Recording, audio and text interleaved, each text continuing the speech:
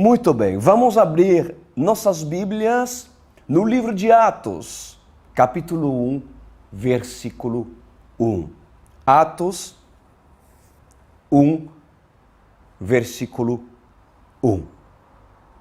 Enquanto vocês estão abrindo as suas Bíblias, eu quero lhe informar que o livro de Atos, ele foi escrito por Lucas.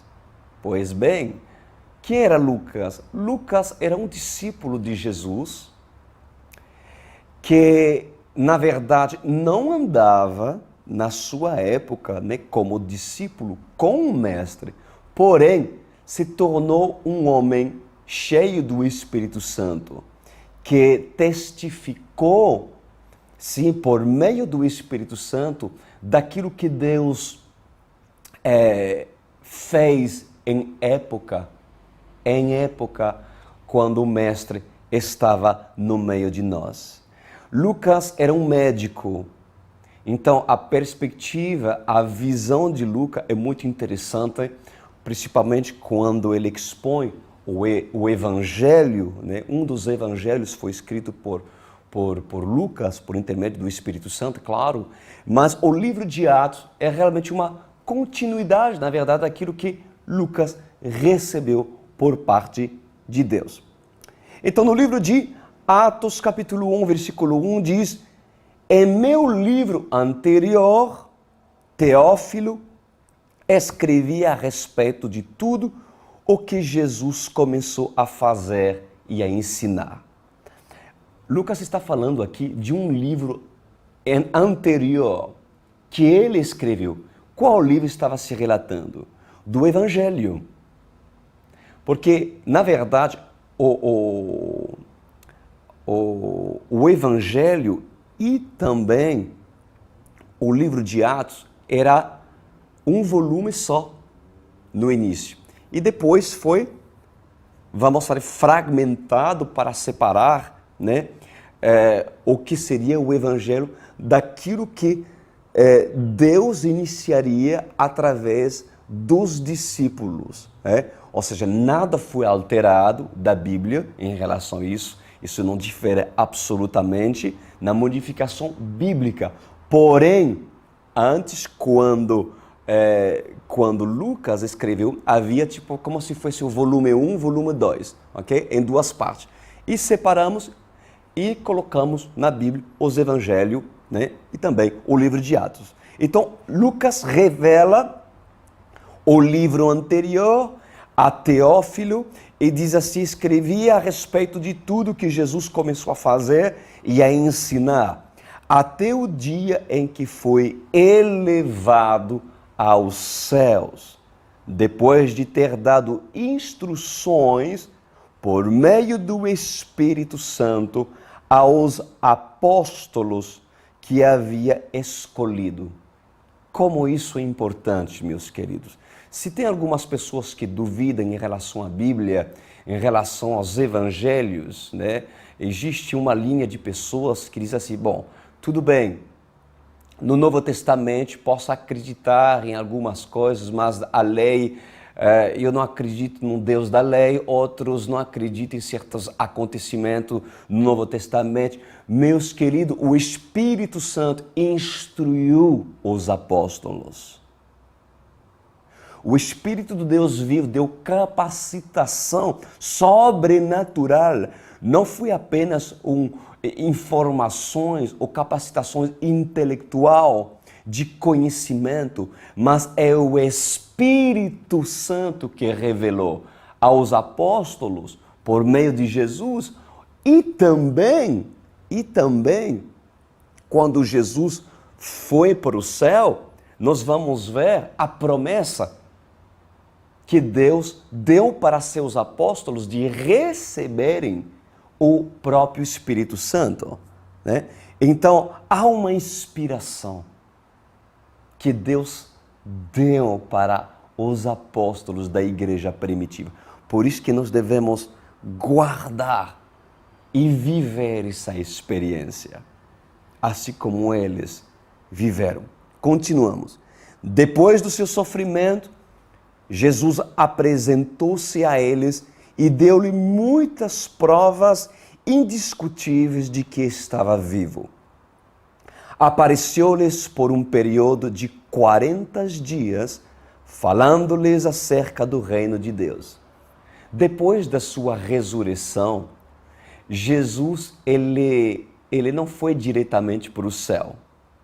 Ou seja, o corpo de Jesus não foi glorificado ainda. O que é a glorificação do corpo? A glorificação do corpo é uma transformação.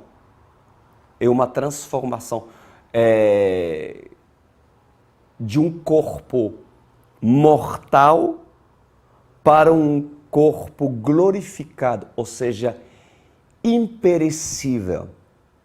É uma transformação. No dia da ressurreição dos mortos, quando os santos ressuscitarão primeiro, eles vão ressuscitar, na verdade, com um corpo glorificado. Como lhe explicar isso? É como se for, imagina uma lagarta.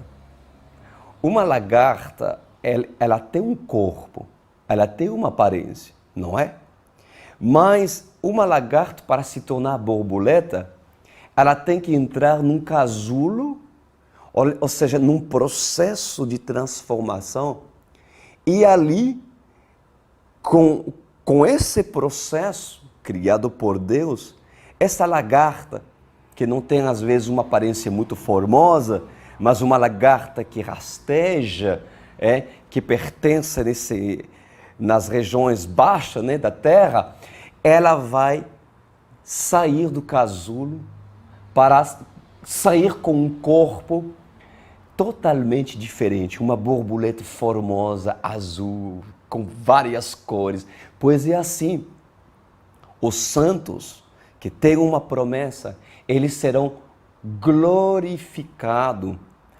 O corpo mortal, quando as pessoas vão ser arrebatados, lá no dia do arrebatamento, eles vão ser glorificados de um corpo perecível para um corpo eterno. Seria a borboleta. E Deus colocará para cada um de nós um corpo que Ele desejou.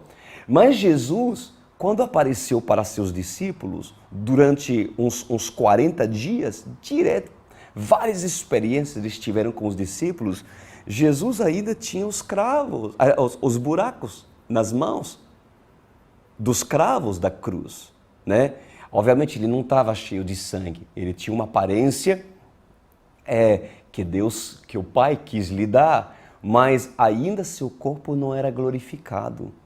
Jesus comia com seus discípulos, pois bem, ele bebia, ele comia, apareceu para Pedro, lá na beira do mar da Galileia, onde Jesus estava preparando uma fogueira para preparar um lindo café da manhã com seus discípulos, onde Jesus se revelou a Pedro, depois da sua ressurreição, e depois se revelou muito mais, diz a palavra do Senhor. Depois do seu sofrimento, Jesus apresentou-se a ele e lhe deu muitas provas indiscutíveis de que estava vivo. Apareceu-lhe por um período de 40 dias, falando-lhes acerca do reino de Deus. No versículo 4, diz assim: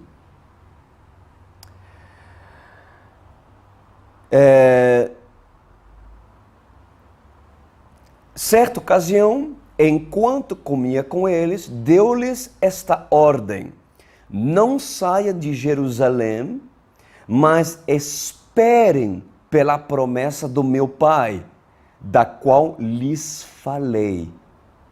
Pois João batizou com água, mas dentro de poucos dias vocês serão batizados com o Espírito Santo. Glória a Deus. Nós vamos falar sobre muitas coisas aqui que esse versículo está nos revelando. Jesus deu uma promessa para seus discípulos. E essa promessa foi: vocês precisam prevalecer em Jerusalém. Por quê? Porque o meu Espírito, o Espírito Santo, vai cair sobre vocês.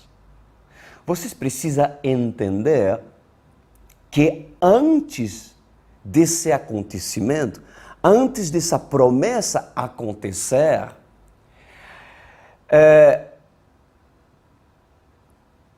Jesus se manifestava e o relacionamento que Jesus tinha com seus discípulos era uma presença não contínua.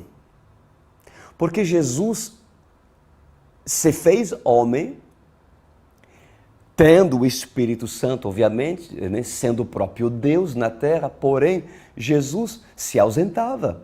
Jesus tinha suas necessidades, precisava se afastar, ou seja, os discípulos não tinham 24 horas do dia a presença de Deus continuamente com ele. Ou seja, do lado dele. Mas o objetivo daquilo que Cristo quis é que Jesus indo para o Pai, o próprio Senhor estivesse com eles 24 horas. 24 horas do dia, que a presença de Deus fosse contínua na presença dos discípulos. O Espírito Santo, no Antigo Testamento, ele agia sobre as pessoas. Ele não agia dentro das pessoas. Por quê? Porque nenhuma pessoa era filho de Deus. Porque Adão e Eva, eles perderam o título de filhos de Deus ao aceitar a oferta de Satanás, quando realmente pecaram e o pecado original entrou. Então, esse título de filho de Deus foi retirado, mas foi devolvido para a humanidade quando uma pessoa se decide se tornar filho do Deus Altíssimo, obedecendo as palavras de vida eterna por meio da palavra de Deus. Então, Jesus veio para resgatar e reconciliar o homem de Deus, que não era mais filho de Deus. Essa reconciliação que só é possível por meio de Jesus Cristo, só é possível por Ele, não é por Maria, não é por Santo Antônio, é só através de Jesus Cristo. Pois pode tornar o homem, se o homem quer obedecer às instruções da palavra de Deus, um filho de Deus vivo. Como? De que forma? Exatamente da mesma forma que os apóstolos tiveram como experiência, recebendo o Espírito Santo na vida deles. Um Pentecoste, nós vamos ver mais à frente. Mas é claro, a presença de Deus manifesta na vida do homem. Deus age de muitas maneiras. Não precisa de um eventos assim tão sobrenatural para experimentar. Não precisa tanto de um Pentecostes para dizer que Deus habita em mim. Não. Mas a viva transformação do próprio Espírito Santo confirma por meio de atitude e fruto que essa pessoa produz a sua presença, a sua real presença. Então, há uma promessa, meus amados, e essa promessa é a vinda do Espírito Santo. Quantos querem receber o Espírito Santo? Muitos dizem, o Espírito Santo mora dentro de mim. Bom, não é porque nós dizemos que somos de Deus que Jesus realmente mora dentro de nós. Muitas pessoas afirmam e alegam ter o Espírito Santo, mas as suas atitudes, seus pensamentos revelam o contrário. E eu chamo sua atenção nessa noite nas instruções que Jesus Cristo fala para seus discípulos a respeito das condições para o Espírito Santo vir sobre ele. Ele diz assim: não saia de Jerusalém. Não saia de Jerusalém. Isso é um fato muito importante e nós vamos entender o que significa isso na nossa vida de hoje. Vocês querem receber o Espírito Santo?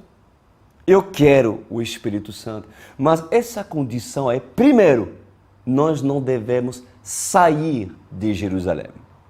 Alguns não devem sair de Jerusalém, mas outros nem em Jerusalém estão. Ou seja, estão em outras cidades, muitas outras cidades, mas estão muito longe de Jerusalém. O que significa simbolicamente Jerusalém? Jerusalém é um lugar físico, é uma cidade localizada em Israel, é um lugar que Deus escolheu. É um lugar que Deus escolheu já desde o início, por ser a cidade onde o Senhor habitará e se colocará como rei. É a cidade que Deus escolheu para derramar seu Espírito Santo. E simbolicamente, há uma Jerusalém que você precisa descobrir, que é um lugar físico, aonde a presença de Deus se manifestará conforme a quê? Aos princípios da Jerusalém. Nem todos aqueles que se falam ser Jerusalém é Jerusalém. Ali está o lance e a questão que eu quero abordar hoje aqui. Então, Jerusalém representa o lugar que Deus escolheu para você estar, para que grandes experiências com Deus lhe sobrevenham. Vamos começar pelo começo. Agora, nem toda a igreja evangélica é Jerusalém.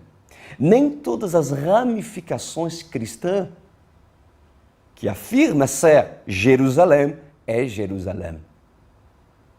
Existe uma só Jerusalém. Não existe outras ramificações e cidade paralela. Não, existe uma verdade. Uma só. Muitas pessoas pensam que existe várias interpretações da Bíblia. Mentira. Engano do diabo. Não existe várias interpretações da Bíblia. Existe uma só Jerusalém. Existe um só local escolhido por Deus. Uma só verdade. Princípios estabelecidos por Deus. Existe uma só verdade. Jesus é a verdade. E nós vamos descobrir qual é a verdadeira Jerusalém. Saiba reconhecer a sua Jerusalém.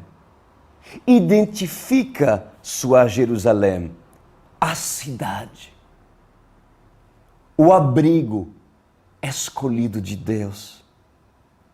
E a ordem de Jesus foi claro: o Espírito Santo somente cairá sobre aqueles que prevalecerem em Jerusalém. Agora, eu vou lhe dizer aonde está o grande problema de muitos. É que muitos querem e esperam o Espírito Santo na Babilônia. Ou seja, estamos falando de uma cidade bem longe de Jerusalém. Uma cidade onde os princípios da palavra não são estudados, mas talvez ouviram do poder do Espírito Santo, falam do Espírito Santo, porém os princípios da cidade estão bem longe daquilo que se ensina em Jerusalém. Não pense receber nada por parte de Deus se não for na própria cidade escolhida por Deus. Na Babilônia vocês não receberão o Espírito Santo. Quando uma pessoa descobre que o teto espiritual onde congrega não condiz com as Escrituras, Obviamente, se essa pessoa quer conhecer a verdade, se está interessada a conhecer a verdade, pois ela deve sair da sua cidade para subir em Jerusalém. Eu, por exemplo, na minha conversão de vida, na minha experiência com Deus, para descobrir minha Jerusalém, eu precisei entender e descobrir aonde eu estava. Como? Como eu tive a revelação de que o lugar onde eu estava vivendo estava errado. Não condizia com aquilo que a palavra de Deus me falava. Quando abri as Escrituras e descobri a verdade. A primeira coisa que nós devemos fazer, quando Deus tem um chamado para a minha vida e sua vida, é começar pelo que é certo. Espera aí, essa cidade onde eu vivo, que envolve os costumes, que envolve tradições, que envolve religião, será que é uma cidade que agrada a Deus? Como que você vai descobrir se a cidade, se a vida em qual você está vivendo é Jerusalém? Se vocês querem experiência com Deus, se vocês querem que o Espírito Santo caia sobre você e ali ter experiência com Ele, procure o lugar abrindo a Bíblia e começar a descobrir as Escrituras. Então, existem pessoas que querem ser discípulos de Deus e dizem: eu sei que existem algumas coisas erradas na vida dos meus líderes, na vida dos meus pastores, na minha igreja lá católica, com um padre. Eu sei que as coisas não condiz, né? Mas eu vou ficar assim mesmo e Deus derramará a sua unção mesmo assim, a sua misericórdia. Mas eu vou lhe dizer uma coisa muito clara, queridos, que essas pessoas que pensam assim, elas não entendem que elas não podem receber uma unção além daquilo que seus líderes têm para lhe dar.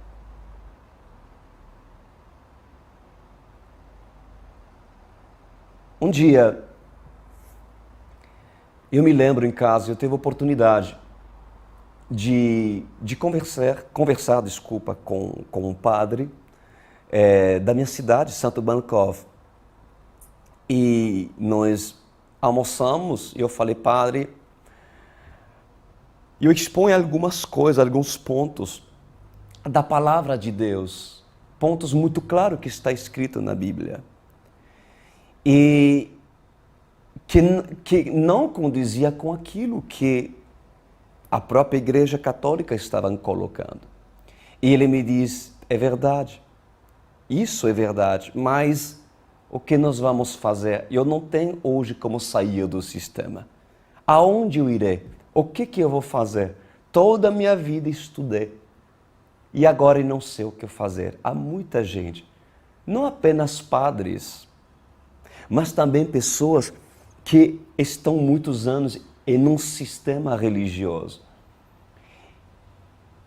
e descobrindo a verdade, ou fazendo-se de cego, mas na verdade Deus deu oportunidade para essas pessoas saber que há alguma coisa errada. Essa pessoa se torna conivente do erro do sistema.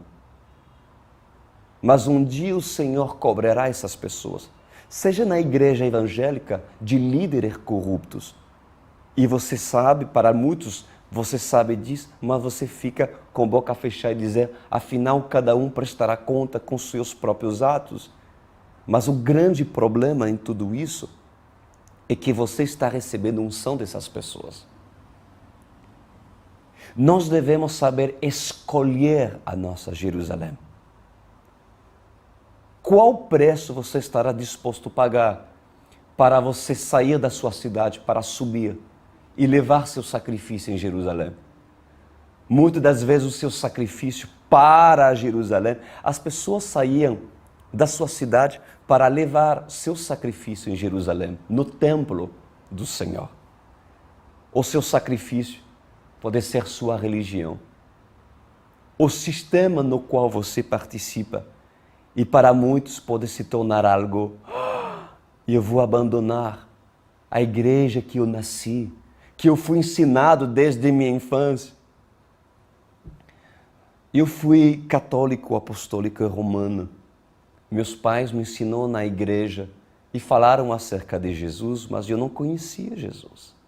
Eu era coroinha na igreja católica, eu tocava o sininho todos os domingos na igreja, mas eu não conhecia a Bíblia. Eu não conhecia a verdade, até que um dia eu tive a oportunidade de abrir a palavra de Deus e descobrir a verdade da palavra de Deus. E obviamente o que eu fiz? Eu comecei a comparar aonde eu vivia, a cidade em que eu vivia, ou seja, é uma imagem, né? O sistema no qual eu vivia, comparado com o sistema do reino de Deus, aonde se manifestava o reino de Deus. Eu vi, meu Deus, eu não estava vivendo isso. Mesmo que os meus pais me ensinavam acerca da religião, fazendo catequese, a primeira, segunda comunhão, eu comecei realmente a fazer como os habitantes de Bereia. O que eles faziam? Eles comparavam aquilo que Paulo falava por meio da palavra de Deus, para ver se condizia e não havia contradição. É isso que um homem, uma mulher que quer conhecer a verdade, vai ter que fazer. Isso é muito importante. Então, Deus pode lhe abrir os olhos na Babilônia para o levar para Jerusalém. Mas será em Jerusalém que a unção virá sobre você, meus queridos. Procure entender o lugar onde você e sua família precisam congregar. Não se apegue à sua igreja, porque a sua igreja, você nasceu lá. Ou porque sua igreja é bonita e tem conforto, ou tem argumento de que as pessoas talvez lhe tratam bem. A igreja onde se manifesta o reino de Deus é muito mais que um lugar, que um abraço, ou um lugar onde você nasceu. A conquista cristã não é uma conquista natural, mas uma conquista espiritual, que é conquistado mediante um homem desejar, procurar entender as revelações que a Bíblia fala para aqueles que têm sede e fome. Pois bem, eu quero falar sobre uma Jerusalém. Eu vou falar sobre várias Jerusalém que se dizem ser Jerusalém, mas não são Jerusalém. A Jerusalém que se diz ser Jerusalém, no meio evangélico, muitas igrejas que afirmam dizer Deus está no lugar, mas são mentirosos, são enganadores, roubam, não são testemunho verdadeiro do evangelho puro. E há outras ramificações cristãs que enganam tantas pessoas, inclusive de geração em geração. Pessoas ingênuas que durante tantos anos, tantos séculos em séculos, ocultaram a palavra. E eu vou estar falando hoje do catolicismo.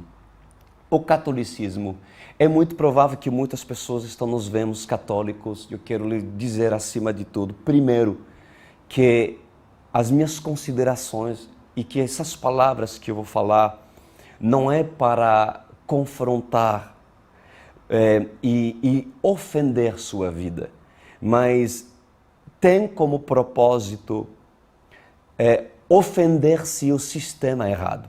Assim como na igreja evangélica, que não segue realmente os padrões, dos princípios de uma igreja pura, primitiva, do livro de Atos que nós estamos lendo.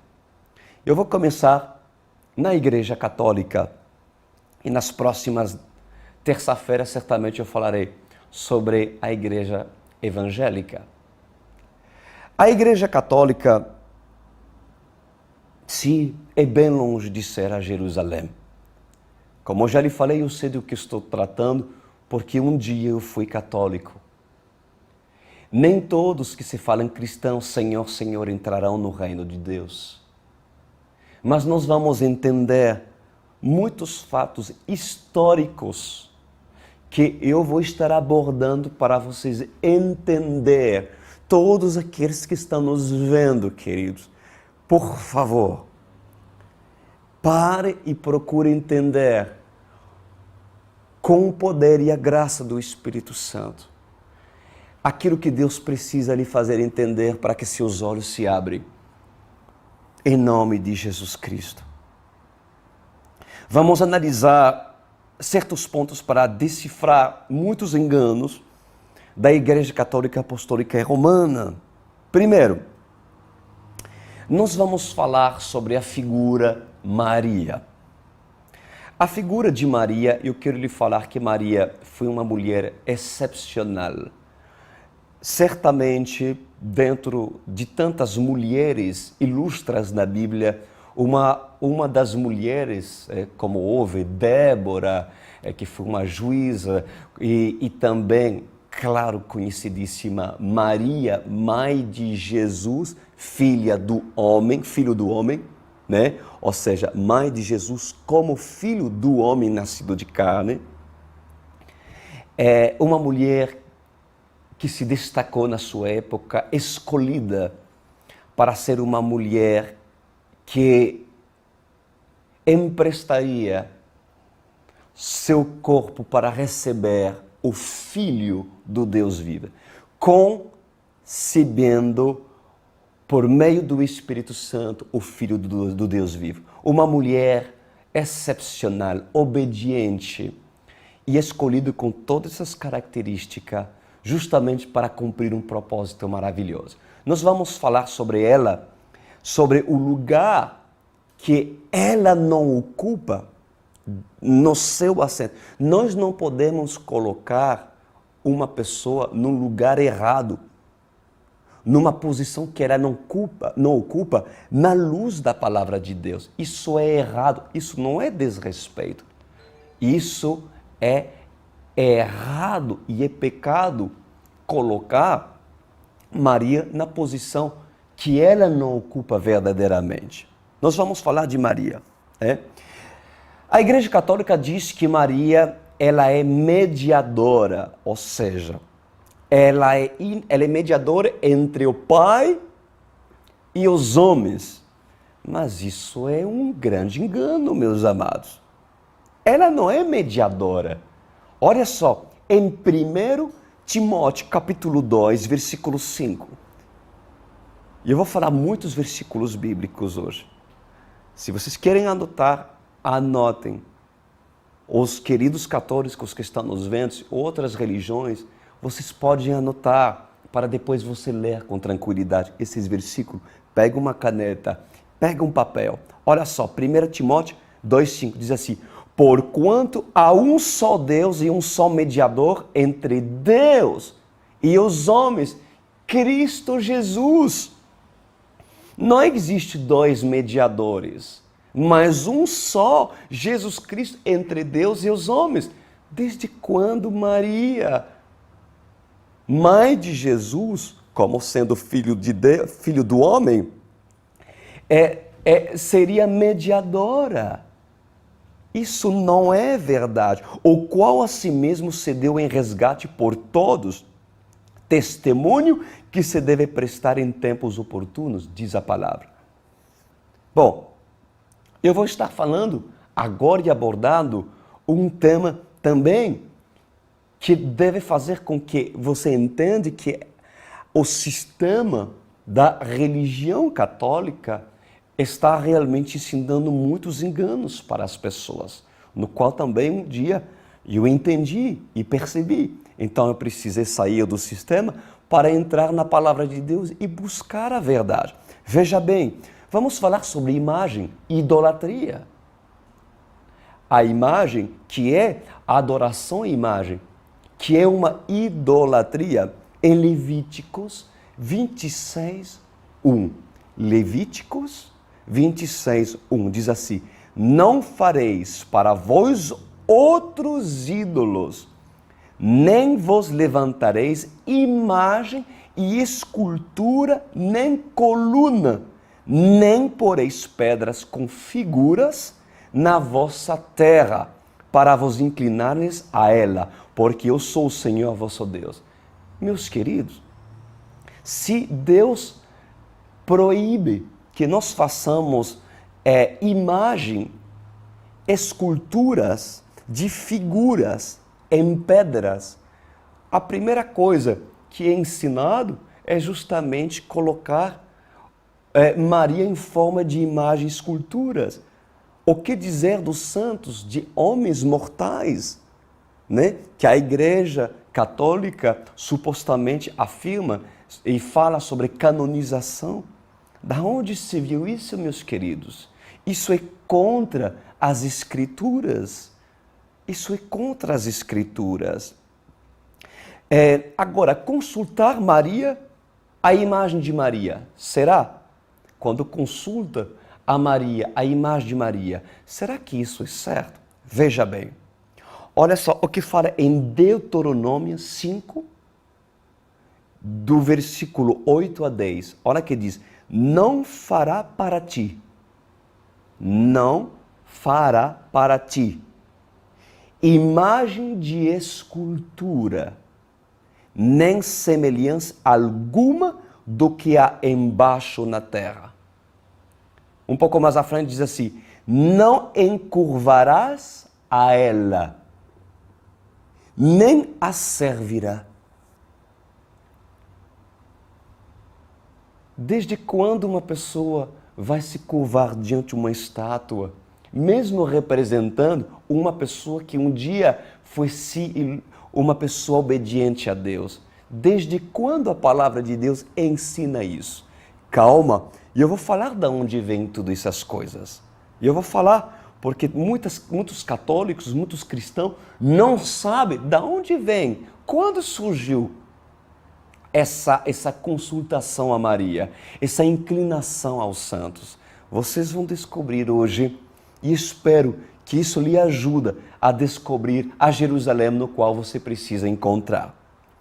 Em Apocalipse 22:15, diz assim, ficarão fora os cães e os feiticeiros, e os que se prostituem, e os homicídios, e os idólatras. Todos aqueles que praticam a idolatria, a inclinação a outras imagens, é realmente abominação aos olhos de Deus. Mesmo que essas pessoas não querem fazer o mal. E eu era uma das pessoas assim.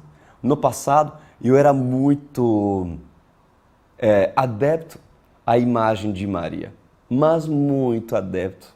Não creio que você é a única pessoa. Né? Muitas pessoas que quando descobrem a Bíblia, pois descobrem realmente que estavam fazendo as coisas erradas. Mas o que você vai obedecer? A sua religião? Os costumes? Ou ao reino de Deus? Ali está. Quando os seus costumes, a sua imagem, os valores da sua religião se tornem maior e mais importante do que os princípios do reino de Deus instituídos por meio da palavra que os apóstolos deixaram, pois Deus os chama de idólatra. Idólatra. E os idólatras não entrarão no reino de Deus. Quer mais? Romanos 1:22 diz assim, dizendo-se sábios, tornaram-se loucos, e mudaram a glória do Deus incorruptível em semelhança da imagem de homem corruptível. Gente, muitas pessoas, isso é antigo. Mudar a imagem do homem corruptível e numa imagem do Deus incorruptível em semelhança da imagem do homem corruptível. Não faça isso, colocar uma imagem representando Deus. Não, querido, não precisa. Deus é espírito, meus queridos. Você não precisa ter uma cruz para que as coisas realmente aconteçam, ou ter algo físico, um ídolo, sabe, para dizer Deus está comigo. Deus é espírito. Basta você ter sua experiência da maior promessa que é o Espírito Santo. é o livro de Atos. Vocês querem viver o livro de Atos? De verdade? Então vamos continuar. Vamos ver o que os apóstolos da igreja primitiva pensavam sobre a idolatria. Quer saber? Olha, no livro de Atos, capítulo 17, versículos 16. Atos 17, 16, diz assim: enquanto Paulo os esperava em Atenas, o seu espírito se revoltava em face da idolatria dominante na cidade. O que os habitantes de Atenas faziam? Eles tinham imagem da deusa Artemis e outras imagens semelhantes. E Paulo, ele se revoltava, o seu espírito se revoltava. Imagina o que Paulo sentiria no dia de hoje, vendo as procissões de santos, de pessoas colocadas em forma de estátua, e assim consultando essas pessoas. Da onde se viu isso, meus queridos? Não. Êxodos capítulo 20, versículo 3, diz assim: não farás para ti nenhum ídolo, nenhuma imagem de qualquer coisa no céu, na terra, ou nas águas debaixo da terra. Não te prostrarás diante deles, nem lhe prestarás culto, porque eu sou o Senhor teu Deus, sou Deus zeloso, que castiga os filhos pelos pecados dos seus pais até a terceira e quarta geração. Há uma maldição para todos aqueles que se prostram diante de imagens e esculturas representando homens mortais. É muito sério. Outra coisa, Maria salva. Maria salva, porque a Igreja Católica fala que Maria salva. Desde quando Maria salva? Olha só, Atos 4,12 diz assim: não há salvação em nenhum outro, porque abaixo do céu não existe nenhum outro nome dado entre os homens pelo qual importa que sejamos salvos. Jesus Cristo. Só Jesus salva. Maria não salva. Vamos colocar Maria na posição respectiva no qual ela é. Sabes, inclusive Maria, quando ela recebe a visitação do anjo Gabriel, no dia onde recebe a revelação que ela será usada para conceber pelo Espírito Santo, o Filho do Deus vivo, ela foi usado pelo Espírito Santo. O Espírito Santo tomou Maria e começou a fazer uma oração maravilhosa, poderosa. E ela diz assim: o meu espírito se alegra em Deus, meu Salvador. Olha que Maria diz. Ela diz assim: meu espírito se alegra em Deus, meu Salvador. Maria reconhece que ela precisa ser salva por Jesus Cristo, o Filho do Deus vivo. Agora, por favor, não interpreta esse versículo dizendo ela foi humilde. Mas Maria foi tão humilde que, na verdade, ela sabendo que ela poderia salvar, ela disse seu Salvador, sendo que, na verdade, não precisava de salvação. Maria precisou de salvação. Porque se Jesus não houvesse vindo para salvar a humanidade, Maria não seria salva. Maria se tornou uma mulher obediente que apenas emprestou seu ventre para realizar um propósito na terra. Maria precisou de salvação. Amém? Outro ponto, Maria louvada. Maria louvada, louvar Maria. Bom, Lucas capítulo 11, versículo 27. Olha essa situação. Um homem, no meio da multidão onde estava Jesus, começa a gritar e louvar Maria. E diz assim: bem-aventurados o ventre que te trouxe e os peitos em que mamaste? Jesus intervém. Ele diz assim: antes, bem-aventurados os que ouvem a palavra de Deus. Ou seja, tem uma pessoa que começou a louvar a Maria. E Jesus diz: bem-aventurados os que ouvem a palavra de Deus. Ou seja, os que se interessam em descobrir as verdades, a Bíblia na palavra de Deus. Maria tinha filhos? Ela tinha filhos. Por quê? Porque a igreja a qualifica de virgem. Ou seja, virgem sempre foi virgem. Imaculada concepção. A virgem, perpétua virgem, Maria Imaculada Concepção. Maria teve relação sexual com seu esposo José? Mas é claro que sim.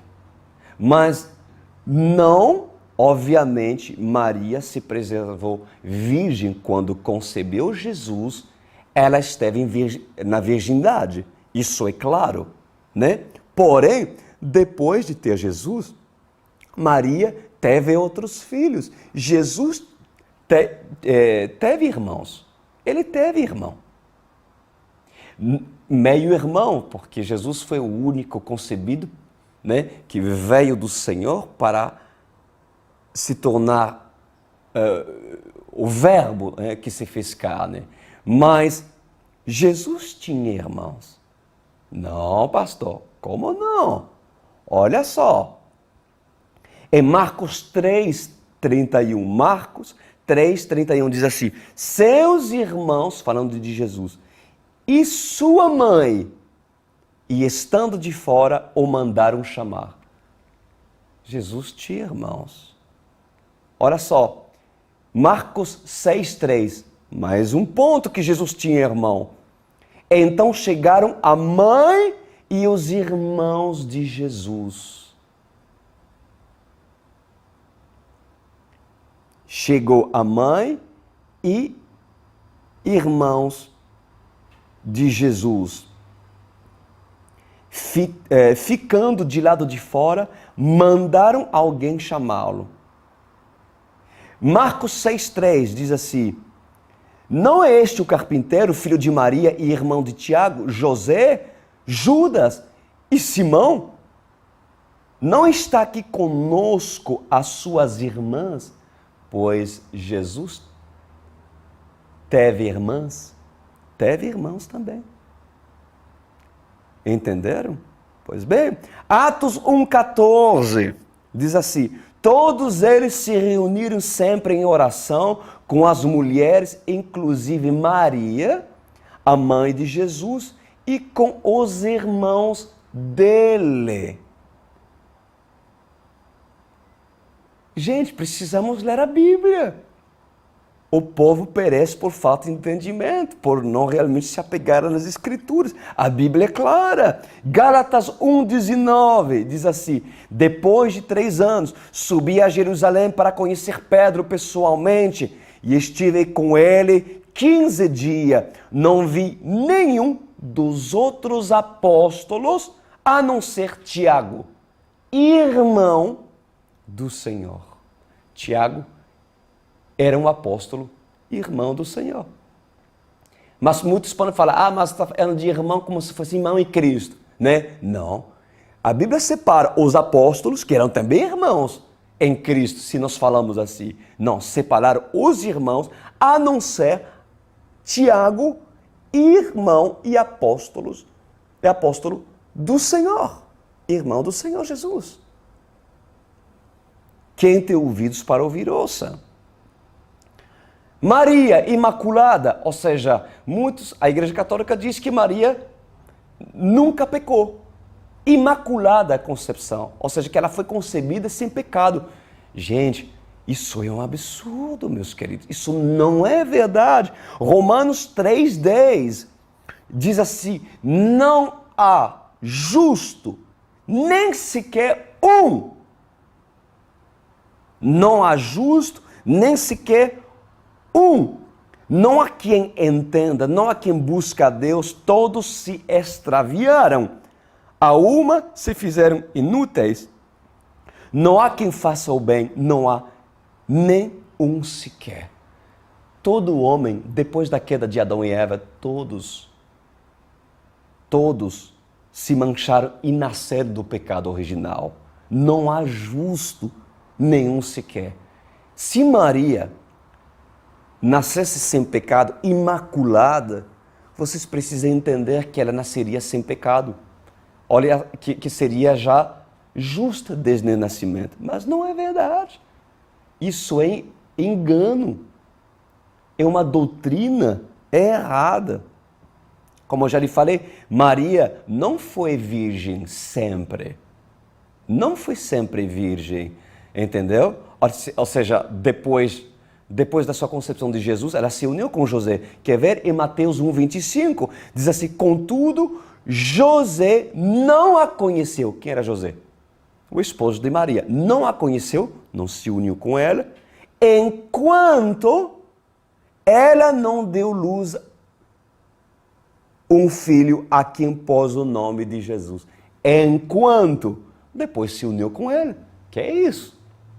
Que é isso, gente? Desde quando se inventa essas coisas que Maria realmente sempre não se uniu, não teve relação com seu esposo, José? Isso não existe.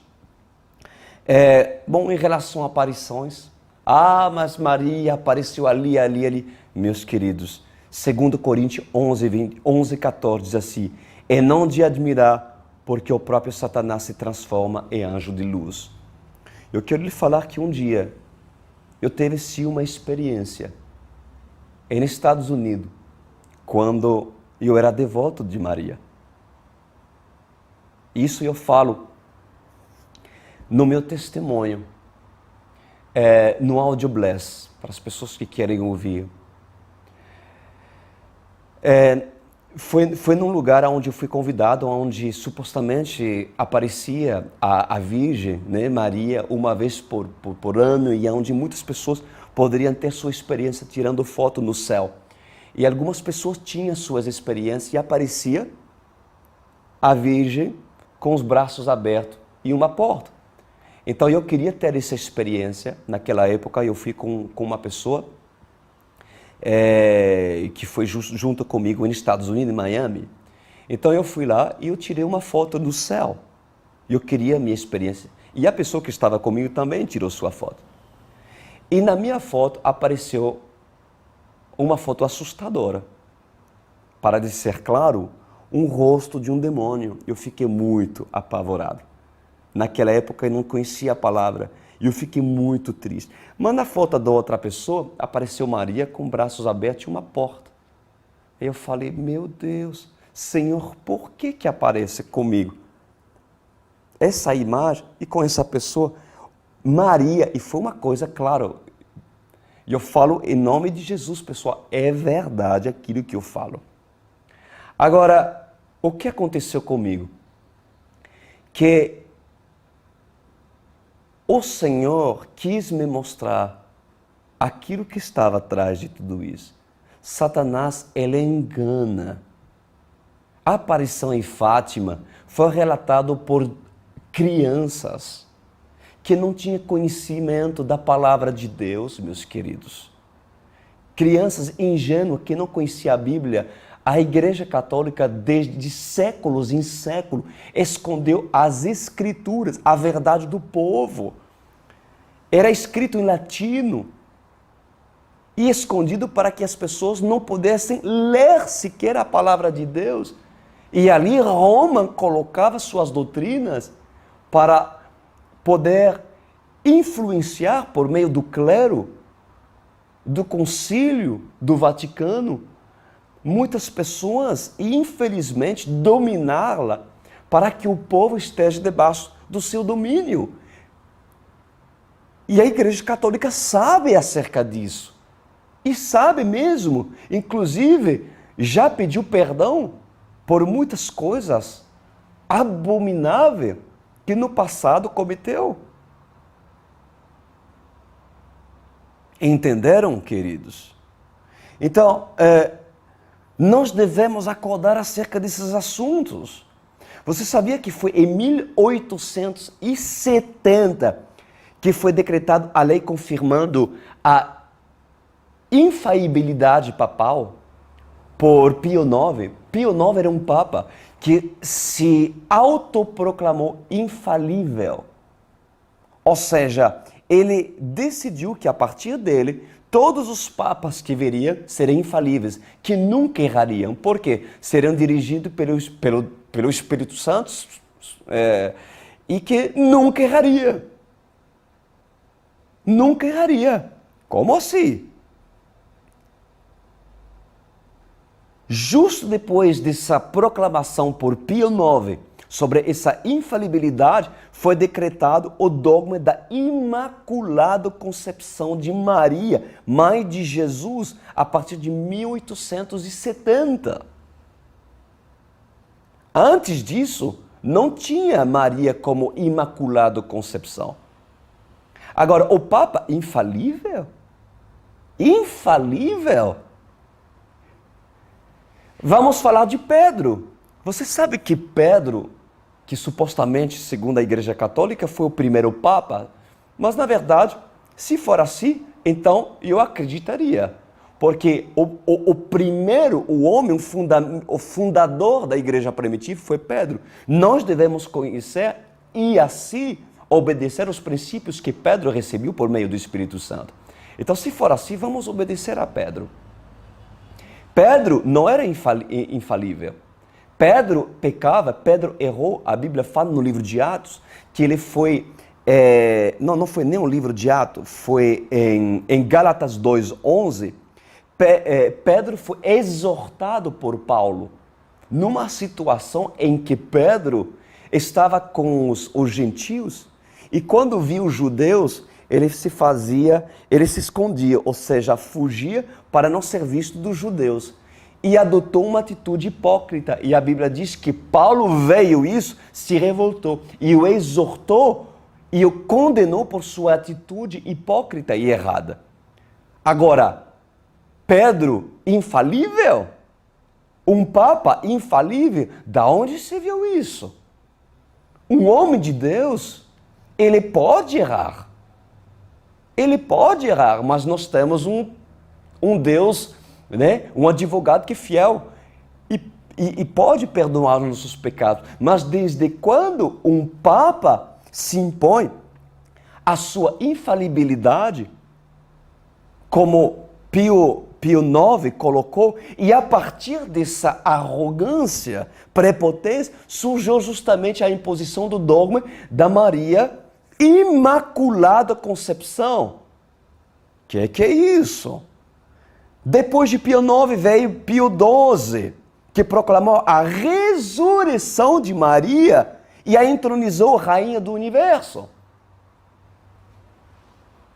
Entendeu? Agora, claro, quando eu ver isso, os católicos, o que vão dizer? Diante de um Papa infalível, vão se encurvar e vão dizer amém. Que vamos dizer? E não conhece a palavra de Deus? É oculta a palavra de Deus?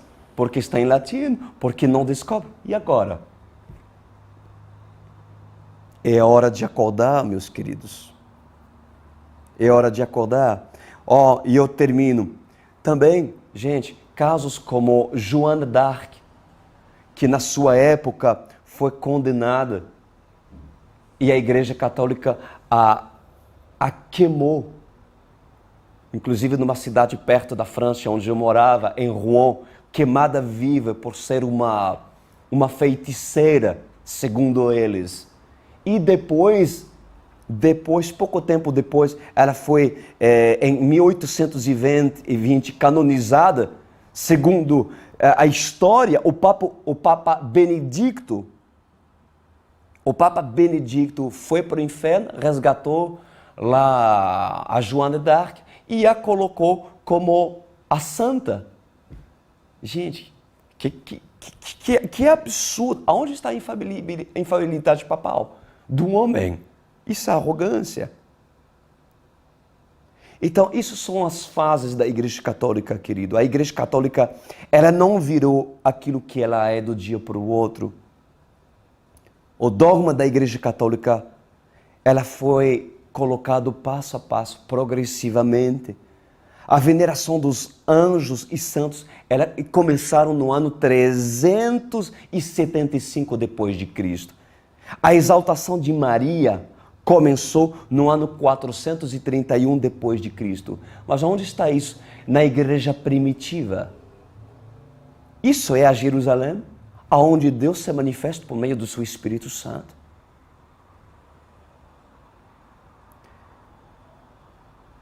Por isso que não se fala sobre as epístolas de Paulo, de Pedro, João e Mateus a respeito dessas coisas. A Igreja Católica passou mais de 1000 anos como teoria que um papa, padre ou bispo poderia se casar. E depois, o que aconteceu? Foi decretado em 1079 o celibato obrigatório para todos os padres. E em 1469 apareceu o dogma do purgatório, ou seja, pagando uma indulgência, uma pessoa poderia se escapar do inferno por causa de dinheiro. Fala sério, queridos. Até quando nós vamos aceitar uma doutrina, uma religião que não condiz com aquilo que a igreja primitiva ensina? E eu não falo isso, meus queridos, para poder ofender a sua vida. Talvez eu lhe ofendo. Mas melhor isso do que você não ter oportunidade de se salvar e de entrar num sistema muito mais poderoso que uma religião instituída por tradições humanas, por pessoas que se intitularam apóstolos, papas. Acima de qualquer homem de papa está a palavra de Deus. E se ela não condiz com aquilo que qualquer homem dizer, então seja, pois, anatema. Se as minhas palavras não condiz com aquilo que a palavra de Deus diz, não me ouvem, fogem, não me assistem mais.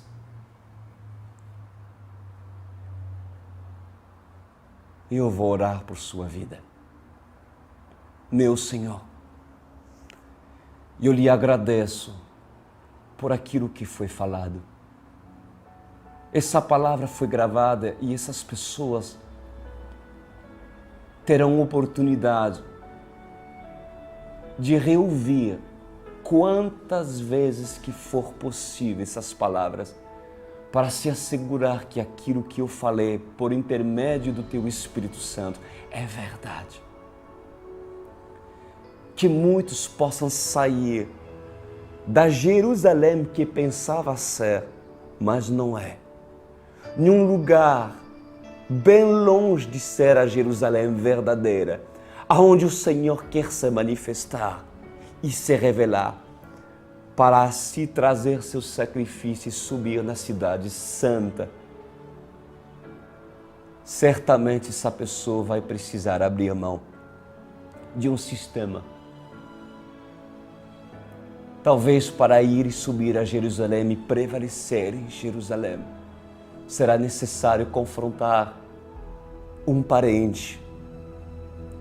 Será necessário prevalecer firme e abrir mão de pensamentos e doutrinas ensinados desde o início, desde sua infância. Mas se seu amor por Jesus é além de tudo isso, então você terá condição de receber a maior promessa, que é o Espírito Santo. Tomara, Senhor, que essa pessoa seja convencida em querer se colocar numa posição neutra para receber a tua verdade e assim andar e avançar até o lugar onde o Senhor se manifestará na vida dela. Em nome de Jesus. Amém.